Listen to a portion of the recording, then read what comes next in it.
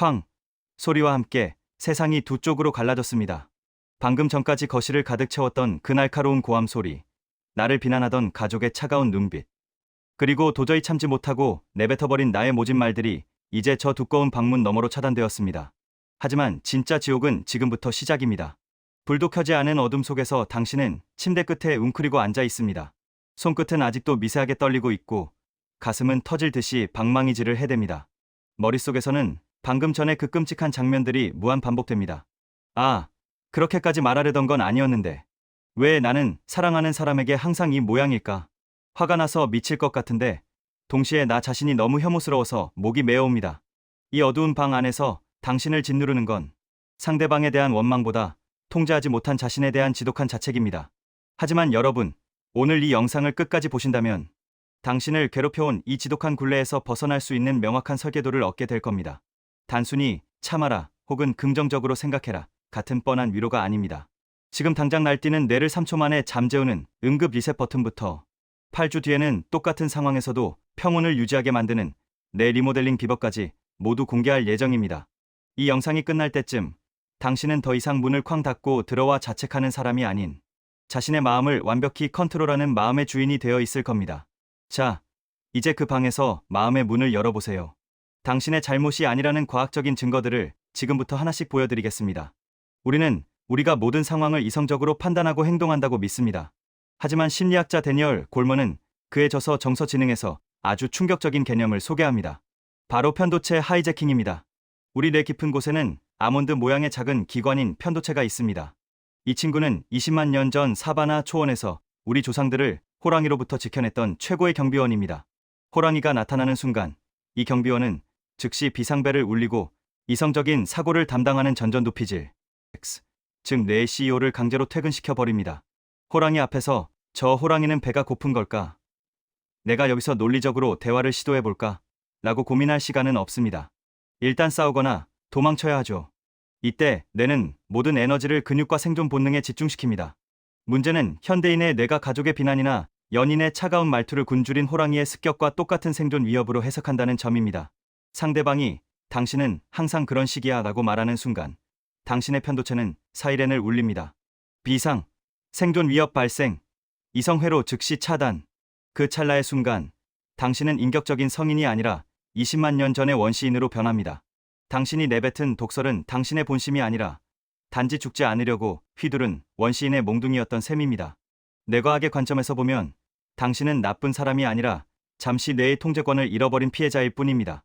싸움이 끝나고 혼자 있을 때 왜 우리는 그 장면을 멈추지 못하고 계속 떠올릴까요? 심리학에서는 이를 반추라고 부릅니다. 소가 먹이를 다시 씹는 것처럼 부정적인 감정을 계속해서 다시 씹는 것이죠. 여기에는 뇌 디폴트 모드 네트워크가 관여합니다. 우리가 아무것도 하지 않고 가만히 있을 때 뇌는 과거의 후회나 미래의 걱정을 처리하기 시작하는데 마음 근력이 약해진 상태에서는 이 네트워크가 부정적인 방향으로만 폭주하게 됩니다. 특히 밤이 되면 우리 뇌의 전전도피질은 낮 동안의 활동으로 지쳐서 기능이 떨어집니다. 반면 감정을 담당하는 부위는 더욱 예민해지죠. 그래서 낮에는 별거 아니라고 넘겼던 말들이 밤만 되면 거대한 파도가 되어 당신을 덮치는 겁니다. 김주환 교수는 그에 져서 회복 탄력성에서 이를 감정 조절 능력의 부재로 설명합니다. 마음에도 근육이 있듯이 감정을 다스리는 힘도 근육과 같아서 훈련되지 않으면 작은 충격에도 쉽게 파열되고 맙니다. 지금 당신이 겪는 밤의 고통은 당신의 마음 근력이 현재 몹시 지쳐 있다는 신호입니다. 방금 전의 다툼보다 더 고통스러운 것은 지금 당신의 머릿속에서 벌어지는 내면의 재판입니다. 김주환 교수는 그에 져서 내면 소통에서 우리 인간은 끊임없이 자신과 대화하는 존재라고 말합니다. 우리가 아무런 집중을 하지 않고 멍하니 있을 때 활성화되는 디폴트 모드 네트워크가 마음 근력이 약해진 상태에서 가동되면 뇌는 과거의 실패를 들춰내고 미래의 불안을 끌어와 당신을 공격합니다. 이것이 바로 당신이 침대 위에서 겪는 반추의 지옥입니다. 김주환 교수가 제시하는 해결책은 나를 객관화하는 것입니다. 심리학자 윌리엄 제임스는 자아를 주체로서의 나와 객체로서의 나로 나누었습니다. 지금 당신을 괴롭히는 건 객체로서의 나가 겪은 사건들입니다. 하지만 당신 안에는 그 모든 고통을 가만히 지켜보는 주체로서의 나, 즉 관찰하는 자아가 있습니다. 이 자아를 깨우는 내면 소통의 기술을 기억하세요. 내가 무시당했어라는 문장을 내 뇌가 지금 무시당했다는 생각을 만들어내고 있구나라고 바꿔 말해보세요. 라벨링, 휘몰아치는 감정의 불안, 분노, 자책이라는 꼬리표를 붙여보세요. 매튜 리버먼 교수의 연구에 따르면 감정에 이름을 붙이는 것만으로도 편도체의 활성도가 즉각적으로 낮아집니다. 당신은 당신의 생각이 아닙니다. 당신은 그 생각을 지켜보는 거대한 바다와 같은 존재입니다. 이 사실을 깨닫는 순간 내면의 재판관은 힘을 잃고 사라집니다. 자, 이제 그 방 안에서 우리가 당장 할 수 있는 가장 강력한 무기를 하나 꺼내볼까요? 지금 당신의 편도체는 무의식의 영역에서 미친 듯이 날뛰고 있습니다. 이 상태에서는 스스로에게 제발 진정해, 화내지 마라고 100번 외쳐봐야 아무 소용이 없어요. 편도체는 말을 알아듣지 못하거든요. 하지만 이 녀석을 강제로 진정시키는 아주 영리한 뒷문이 하나 있습니다. 바로 당신의 몸을 이용하는 거죠. 뇌과학에는 신체화된 인지라는 개념이 있습니다. 쉽게 말해, 내가 감정을 결정할 때 내 몸이 지금 어떤 상태인지를 보고 판단한다는 뜻입니다. 지금부터 김주환 교수가 강조하고 수많은 과학자가 검증한 믿기 힘들 정도로 간단하지만 즉각적인 기술을 알려드릴게요. 이름하여 바보 표정 기술입니다. 1턱의 비밀 물리적인 항복 선언. 가장 먼저 턱의 힘을 완전히 빼보세요. 입을 살짝 벌리고 턱을 툭 떨어뜨리는 겁니다. 마치 멍하니 있는 바보 같은 표정을 짓는 거죠. 왜 하필 턱일까요? 우리 얼굴의 3차 신경은 뇌의 비상벨인 편도체와 직통전선으로 연결되어 있습니다. 우리가 긴장하면 자신도 모르게 이를 악무는데 뇌는 이 신호를 보고 아, 지금 전쟁 중이구나 라고 판단합니다. 반대로 당신이 턱을 툭 떨어뜨리는 순간 미두신경이 자극되면서 부교감 신경계가 활성화됩니다. 뇌에게 전쟁은 끝났어, 이제 쉬어도 되라고 물리적인 항복 선언을 하는 셈이죠. 뇌는 역설적으로 판단합니다. 턱이 풀렸네? 그럼 지금 안전한가 보다. 그리고 편도체의 비상 스위치를 즉시 꺼버립니다. 시야의 마법 터널에서 광장으로, 그 다음은 눈입니다. 한 곳을 날카롭게 응시하지 말고 주변을 멍하게 바라보세요. 화가 나면 우리 시야는 극도로 좁아집니다. 공격 대상만 보이는 터널 시야에 갇히는 거죠. 이때 의도적으로 눈의 힘을 빼고 파노라마 시야를 확보하면 뇌는 즉시 생존 모드에서 안정 모드로 기어를 바꿉니다. 3. 심장과 뇌의 동기와 CEO의 귀환. 마지막으로 턱을 풀고 시야를 넓힌 상태에서 깊은 호흡을 한 번만 내뱉어 보세요. 그러면 심장 박동의 변이도, 즉 HRV가 안정되면서 뇌의 CEO인 전전두피질에 다시 피가 돌기 시작합니다. 납치당했던 이성이 다시 제자리로 돌아오는 순간입니다. 정신과 의사이자 유대인 수용소에서 살아남은 빅터 프랭클은 이런 말을 남겼습니다. 자극과 반응 사이에는 공간이 있다고요. 그 공간이 바로 우리가 턱을 풀고 숨을 고르는 딱 3초입니다. 그 3초가 당신의 인격과 소중한 관계를 지켜내는 최후의 보루가 될 것입니다. 자, 이제 턱에 힘을 빼고 느껴보세요. 10초 전보다 훨씬 숨쉬기 편해지지 않으셨나요?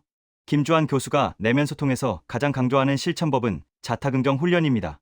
이는 뇌의 전전두피질과 편도체 사이의 연결망을 물리적으로 재구조화하는 강력한 뇌 운동입니다. 다음의 6가지 감정을 매일 밤 스스로에게 들려주세요. 진심이 아니어도 괜찮습니다. 뇌는 반복되는 전기 신호를 사실로 받아들이기 때문입니다. 용서, 어제의 나를 용서합니다.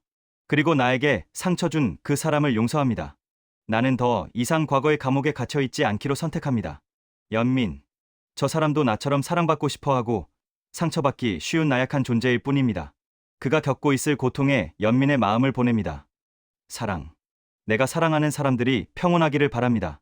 나를 힘들게 했던 사람조차 그 마음의 지옥에서 벗어나 행복해지기를 바랍니다. 수용, 지금 이 순간 일어나는 모든 감정과 상황을 거부하지 않고 수용합니다. 이미 일어난 일은 일어난 대로 의미가 있습니다. 감사, 오늘 하루 무사히 숨 쉴 수 있음에 감사합니다. 따뜻한 차 한 잔의 온기에 감사합니다. 존중, 나는 137억 년 우주 역사 속에서 단 한 번도 똑같이 존재한 적 없는 귀한 존재입니다. 타인의 평가와 상관없이 나의 본질적 가치는 훼손되지 않습니다. 하버드 대학교의 사라 라자르 박사팀의 연구에 따르면 8주 동안 꾸준히 이 훈련을 한 사람들은 실제로 감정 조절을 담당하는 전전두피질의 회백질 밀도가 높아졌습니다. 물리적으로 뇌가 변한 것이죠. 자, 이제 밤은 지나가고 아침이 밝았습니다. 오늘 우리가 함께 나눈 이야기들을 다시 한번 정리해 보겠습니다. 이 3가지만 기억해도 당신의 삶은 어제와 완전히 달라질 겁니다. 첫 번째, 응급처치 3초 기술입니다. 갈등이 시작되려 할 때, 혹은 자책이 밀려올 때 즉시 턱에 힘을 툭 빼세요. 입을 살짝 벌리고 눈의 초점을 흐리게 하세요. 이 간단한 동작 하나가 날뛰는 편도체를 즉각적으로 잠재우고 뇌의 CEO를 소환하는 가장 확실한 리셋 버튼입니다. 두 번째, 마음의 이름표 라벨링입니다. 내가 나빠라고 단정 짓지 마세요. 대신 지금 내 뇌가 자책이라는 가짜 뉴스를 만들고 있구나라고 이름을 붙여주세요. 감정을 객관적으로 바라보는 순간 그 감정은 당신을 지배할 힘을 잃게 됩니다. 세 번째, 뇌의 체력 훈련 자타긍정입니다. 매일 밤 잠들기 전 5분, 용서와 연민을 포함한 6가지 감정을 당신의 뇌에 들려주세요. 8주 뒤, 당신의 뇌는 물리적으로 더 두껍고 단단한 마음 근력을 갖게 될 겁니다. 오늘 당신이 닫았던 그 방문은 단절의 벽이 아니라 당신이 더 단단해지기 위해 잠시 멈춰선 자리입니다. 근육은 상처를 통해 자라납니다. 마음 근력도 오늘의 갈등을 통해 더 깊어질 것입니다. 그러니 이제 그만 자신을 용서해 주세요. 당신은 충분히 강하고 다시 평온해질 자격이 있습니다. 마음의 과학은 당신의 더 단단하고 따뜻한 내일을 진심으로 응원합니다. 오늘 이 내용이 당신의 밤의 작은 빛이 되었다면 구독과 댓글로 당신의 다짐을 공유해 주세요. 감사합니다.